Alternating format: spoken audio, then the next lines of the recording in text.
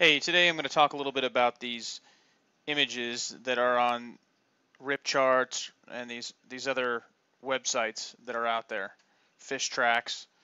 One thing to keep in mind is all of these charts come from the same set of satellites.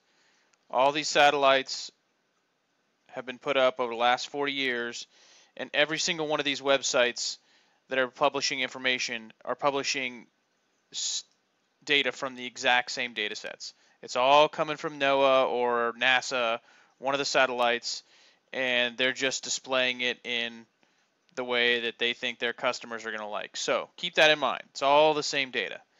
So that being said, when you're talking about which one's better than the other, here's the things to keep in mind.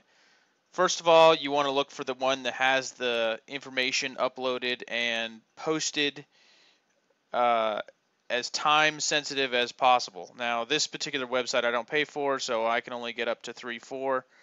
But if you pay for it, I guess you can get it the day after. These satellites fly by during the day. They're taking pictures, and then it takes time for the NOAA satellites to, or the NOAA servers to process all these images and publish it out to the public. And everybody gets it at the same time. So it's just a matter of the program that they wrote for their website, how fast it goes and gets those images and posts them back up on the website. It's got to process them too. This one is just a true image website, so this is literally what the satellite sees in true color. There's not a lot of processing. It just has to stitch it together. So that same image, here's the same day I have an image of it, and this is the K490 image. And the K490 image deals with water clarity, basically how well the light is penetrating into it. And I have a specific color scale that I use, and I'll explain that in a minute, why that's relevant. But back to these charts. So keep in mind that when you're paying for different ones, that's what you want to look for. Is you want to look for ones that are going to, for one, they look good on your cell phone because you're probably going to use it on your cell phone. And you want to get ones that are timely, so they have the most up-to-date stuff. Because quite honestly, if it's more than 3 days old, it's pretty much useless. It's not going to tell you much. Because I can show you right here that this is the image from yesterday and the day before, and they change a lot over a few days. So there's a lot of variation over time.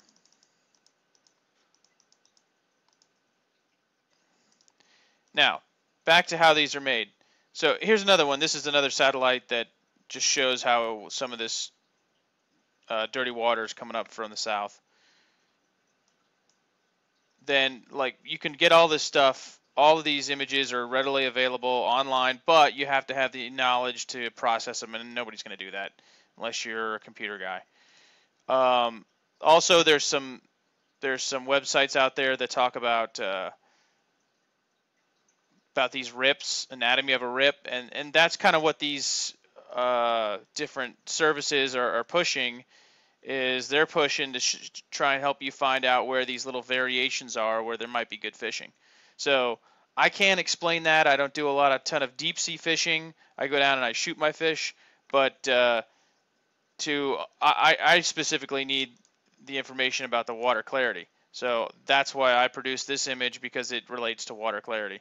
But as far as fishing goes, the water clarity may not be as big of a factor. It is a factor, but maybe there are other things like sea surface temperature and some things like that.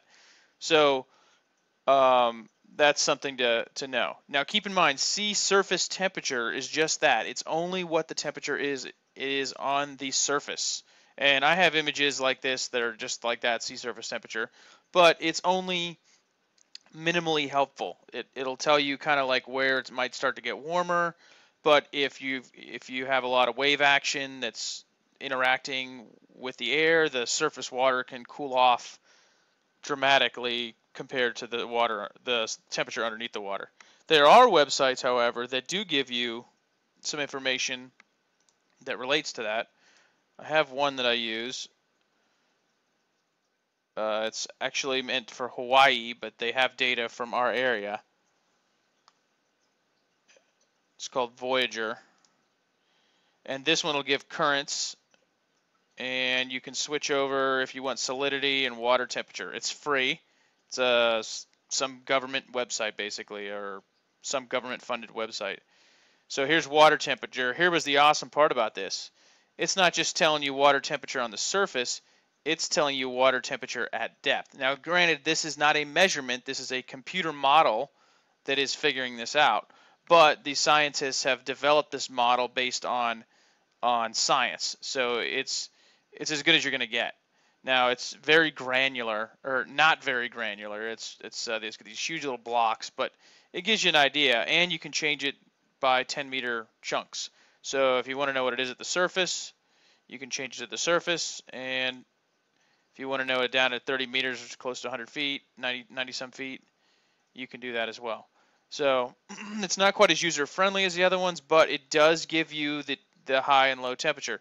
And you can even set the scale, some map options, if you want to get crazy with it. You can change the scale. So say you only want to know if it's within a certain range, and it'll adjust this color scale, which you need to do sometimes to really see what the hell you're looking at. But that's another option for you. So back to these maps. So there's sea surface temperature. There's chlorophyll, the KD 490, which is turbidity, basically how clear the water is. Chlorophyll I find less useful for water clarity. It's great for trying to avoid algae blooms and that kind of thing, and to know where the water is really nasty.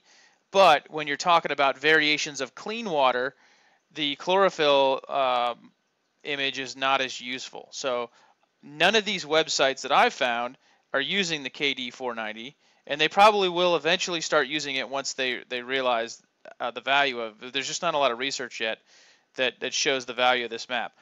I've been working in this area and following this particular map, and I found it very useful. And I've actually developed this particular way of changing the range here, so you see the most useful information as possible. So basically anything in the red is so dirty that you're not going to be able to see much. The area in the green, you can see, generally speaking, you're going to be able to see maybe your gauges, your arm. The area in the blues, the lighter blues, it's going to depend on how mixed the water is. If the water has a lot of layering, this could be very bad viz, but if the water doesn't have a lot of layering, it's thoroughly mixed, this could actually be pretty decent diving. It could be maybe 15 feet. And then you're going to need areas where it's really blue to be good diving. So now that doesn't hold when it's so clean that you can actually see the bottom, like in the Keys. This map doesn't help because it's actually so clean you're going to see the bottom, and then it screws this up altogether. But in our area, this works pretty well. So this is the image from the 11th, and you can see there's this muck coming up, this dirtier water coming up from Canaveral, and you can clearly see right here at the 20, this black line, here's the 20-meter mark. So right at the 20-meter mark is where the real dirty water starts to fade off. And I also put all of our artificial reefs on the map, so you know this is like 4, 11, 3, 12. So those are the all artificials, so you know that they're right on the edge of the dirty water, the really dirty water. And then the natural edges are out here, are these white structures, and they're like, this is half north, is the party grounds here, or this is half north, this is party grounds, this is Turtle Mound. So these little areas are known diving areas, and this is out here like Mango Hole is this little pinnacle out here. So you can get an idea of what areas, how far you basically have to go to get to that cleaner water where diving might be a possibility. So let me go to a recent map. Okay, here's yesterday's. Today's isn't quite done yet. I have already processed it a little bit. Here's today's, but it's not quite done yet. I'm missing some of it down here, so I'm going to let it wait until that last piece of the satellite image comes through. But as you can see, it's not really that much different than yesterday. So we'll just go back and look at yesterday's. One thing to note, whenever you see this blob out here right at the, that's like a 40-meter mark, this line is 40 meters deep. So whenever there's this line out here, that's not the Gulf Stream. This is actually, what I found is an area that is kind of like upwelling, or it's basically, it's an area where this water is so clean that the surface water is actually clean enough that you can see the dirtier water below it. So whenever you see this band of blue or band of green out here, it usually means the water in here is probably actually dirtier than what these colors predict. So I know that's hard to explain, but that's just what I've found. So whenever you see this little strip out here of worse conditions, that usually means that this area in here is probably worse as well. Now there are some exceptions. If you get into these areas that are up a bit, the dirtier water may just be on the very bottom, and you get a little bit higher up, and you might be able to get up and away from it. So that's something to understand about these maps. So I know I just said a whole lot of stuff, and maybe it's useful to you, maybe it's not. But the main thing I want you all to take away from this video is that all of these companies, this is one that's called Rofus, and they make it sound like it's their thing, but Rofus is just a satellite, and they're just rehashing all the crap that comes from the satellite. That's all they're doing. But, you know, whatever, that's fine. But they make it sound like it's something unique, and it's not really anything unique. It's just another one of these websites. It's the same stuff as Fish Tracks. It's the same stuff as RIP. It just shows it in their own little chart that they like, just like mine, scubaviz.us. I have a little chart that I like. It's not as fancy as these, but it's the same stuff. So that's the takeaway from this, is these are all the same data. You just need to look for one that's the most recent and the ones that have the most relevant to what you're trying to do. So if it's sport fishing, sea surface temperature is great. Sometimes maybe to help find those little surface anomalies. But if you're you're trying to find the warmer water, a surface temperature is not necessarily going to help you. It's some information, but it's you got to take it with a grain of salt sometimes. So anyway, like I said, a lot of stuff I just said, and go ahead and post in the comments if you want to talk more about this, and I'll probably do another video down the road and explain this some more. Take it easy.